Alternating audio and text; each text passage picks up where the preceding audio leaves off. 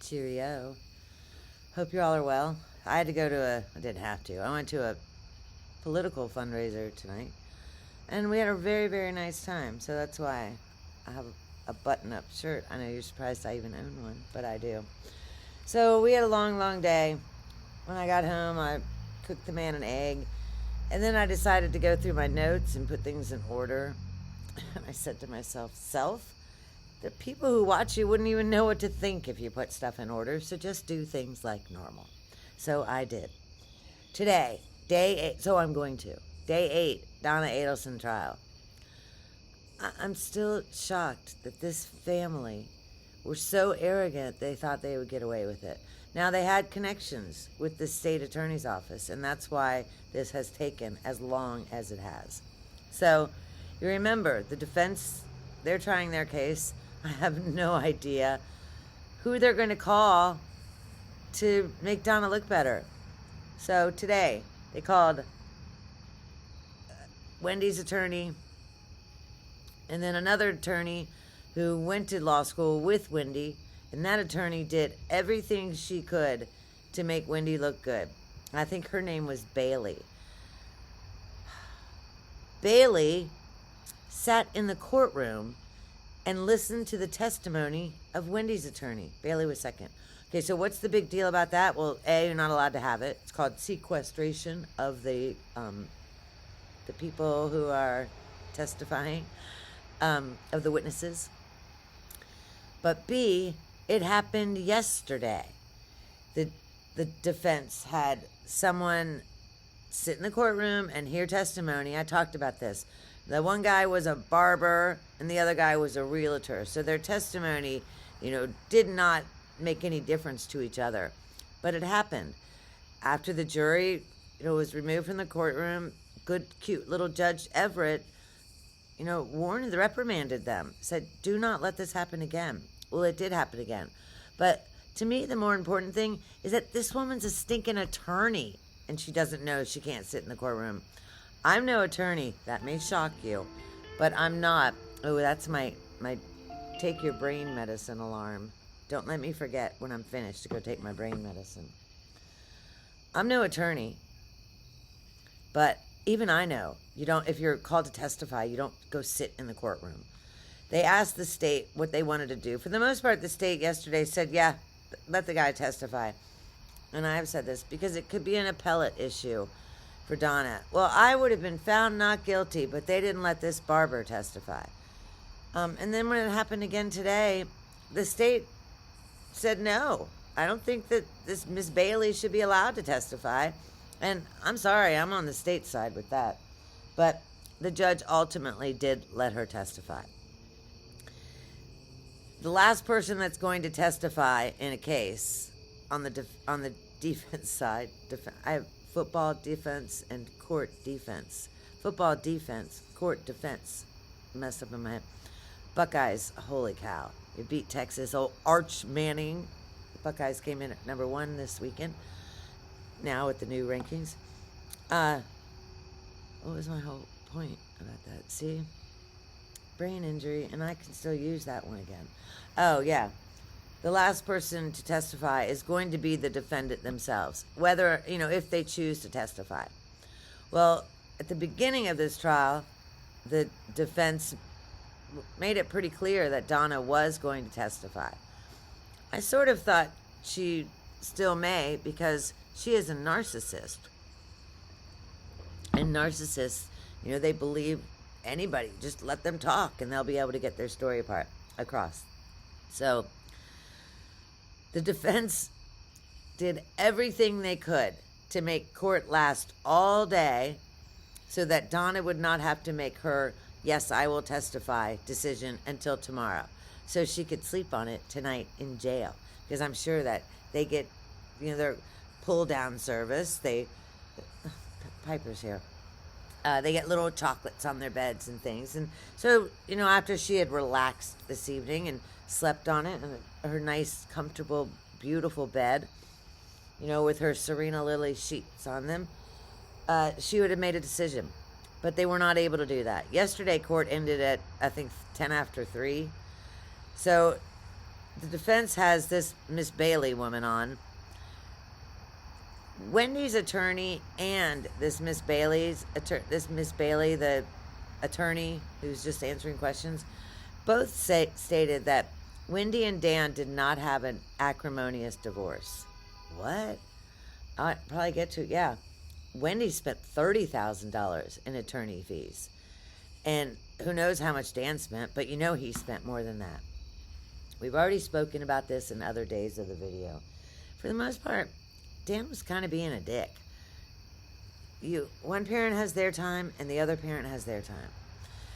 If the boys were invited to a birthday party and that birthday party happened to fall on during Wendy's custody, Dan would go to that birthday party. I don't like that. Sorry. Dan, the birthday party's not for you. Oh, I'm speaking, Sorry, Dan. That's Wendy's time. I've already said other things. He would go hang out at preschool. Why don't you just get your kids out of preschool and parent? Goodness. He wanted to Skype with them, the video. That's too much. I learned this today, and I did not learn this when they were saying this other day. He wanted to be able to drop by Wendy's house whenever he wanted, just knock on the door and say hello to Ben and Lincoln. No, negatory. That's not going to happen. I'm sure I'll get this. This woman, both these attorneys, the Wendy's attorney and the other attorney, they can't lie on the stand. So I was a little surprised with the acrimonious. They had a fine divorce. But there were other things. They can't lie. They'll be discharged. And I believe that they have a threat of being put into custody if they lie. They're an officer of the court. That's a big deal. Dan's first attorney ended up quitting. So that tells you something. The attorney's making quite a bit of money off Dan's case. Dan is an attorney, so the attorney's not having to probably explain things as much as he would to you or I. However, Dan became annoying to that attorney. He started writing his own motions, and Wendy's attorney does not know that for a fact. But this woman had been practicing law, I don't remember, 22 or 27 years, and she said you could tell because there was so much emotion. But other things, he would make a statement in paragraph 1 of the motion and then contradict himself in paragraph 3. His attorney was signing off on these motions, but what ended up happening, purely my assumption, is the attorney finally got sick of it, and said, go away, Dan. Dan was accusing Wendy's attorney of a lot of illegal things. He was asking for her to be disbarred. Dan was a little bit of a nitpick. Did not deserve, absolutely did not deserve what he got. I want to say, so I guess I can't understand why anyone would be so annoyed and say, okay, well, we're going to have to call Sergio. Well, obviously they didn't know his name, but this is our only option now. The bullet thing. What? What are you talking about? Why didn't Harvey and Donna move to Tallahassee? I heard in one of these, maybe yesterday with the realtor, that they had looked at houses in Tallahassee. Why didn't they just move there? Had they done that, think about how differently their lives would be. They'd still be talking to their son, Rob. Oh, that's what I was saying. Oh, Wendy's attorney was the one who sat in the courtroom. I missed that one. I thought it was the other one. Bunch of idiots. So Dan owed, when they made the agreement, their divorce did not go in front of a judge, which I believe the woman testified today that either 80 or I think she said 90% of divorces never see a judge. You always settle.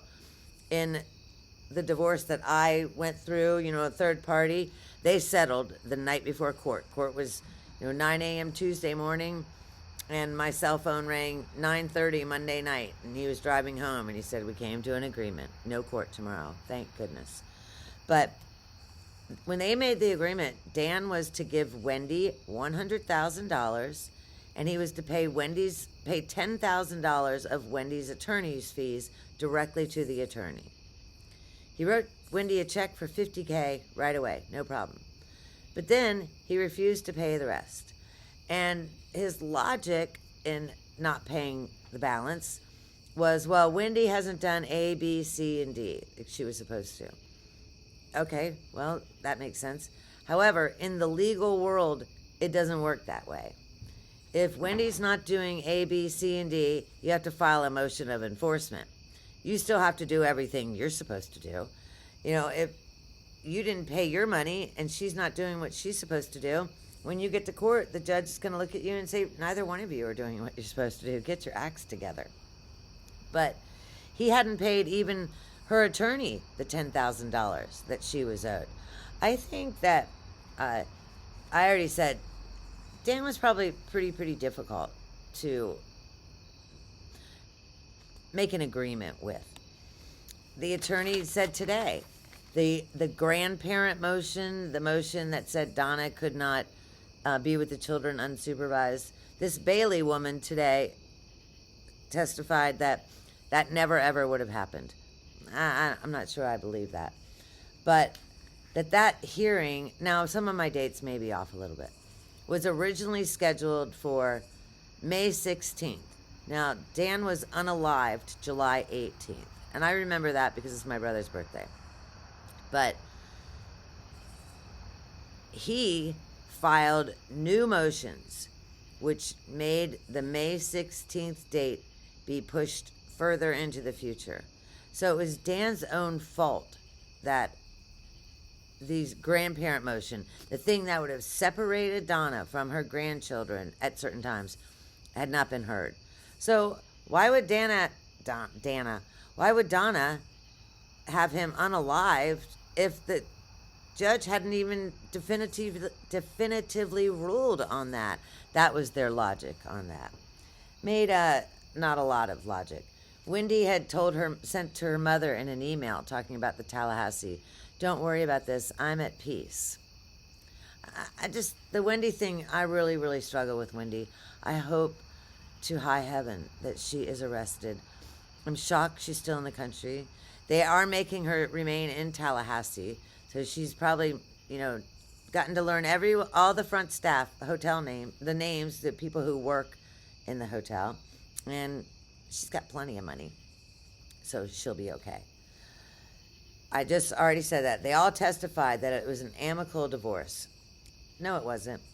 So Dan was he was a jerk.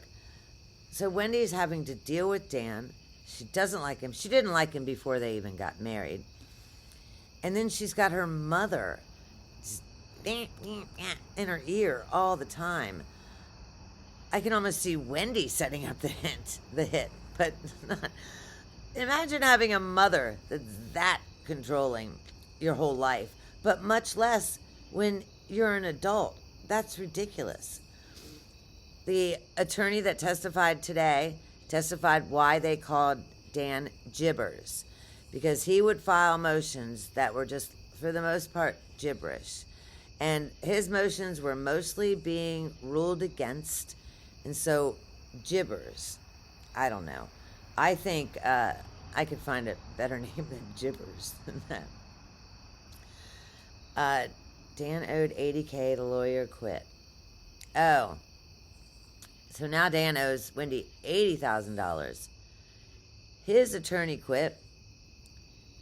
Wendy's attorney had to quit because Dan is accusing Wendy's attorney of fraud, which means she's ultimately going to, become a witness in this case, so she can't represent Wendy. The new attorney files a motion to the court stating all these things about Dan, and Dan ignored it. He finally replied 3 months later. So that's another thing. Dan was the one causing all of these problems. It wasn't our sweet little innocent Wendy. Sorry. Oh, have you ever noticed something else? I noticed it once Wendy moved to Miami. But I learned today there were multiple times that Wendy had the boys on her time, and her parents would come up and babysit. Yeah, I guess they are babysitting. They would come up and grandparent so Wendy could go out. Well, Wendy, you had every other week custody. You couldn't just go out every other week. But she's in Miami. She's with those boys are with her, Donna, all the time.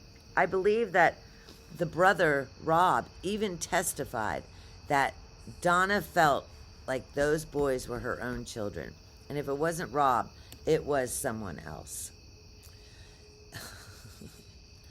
When the defense, I think it's about around 3 o'clock now, maybe 3:15, and the defense is doing everything he can to make this witness be the last, person of the day so that Donna can go sleep and spend the night thinking if she wants to testify. And he's saying things like, well, is it true that Dan wore a blue tie 3 days before the incident? And obviously that's not what he said, but it was becoming foolish like that. Did Dan often file 18-page motions? He always filed 18, and that's what. And he used gibberish. This Bailey woman used that word gibberish many times today regarding Dan's motions. I think that's a little bit tacky. So the Bailey woman's off the stand. So now the only person left is Donna. And, of course, Donna's attorney asked Everett, can we have a few minutes? And the judge says, I'll give you 5 minutes. So they take the 5 minutes and just everyone's whispering, okay, 5 minutes are up. And her attorney asked, for the most part, can we sleep on it? And she'll answer tomorrow. And the judge, absolutely not. I will give you 5 more minutes. And he did, except he gave her about 10 more minutes. So she had an extra 15 minutes. Don't tell me that's not awesome. Come on, man. And then she stood up and she said, I do not choose to testify at this time. Honey bunny, this is your only time to testify. What are you talking about? Well, then her attorneys get up and try to make a couple other things. And so Donna's still hoping she's going to have till tomorrow, but absolutely not. There is no way Donna has not... I realize narcissists do not accept reality. There's no way she has not just figured this out.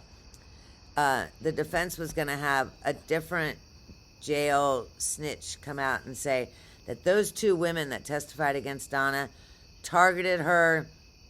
They did everything they could to get Donna to speak. And I'm sure one of them said, why don't you write me a script? And it wouldn't surprise me if those women did that. They know the system. They each wanted to get out of, time. One got out, was released, and then she broke her probation. So she was, put right back in.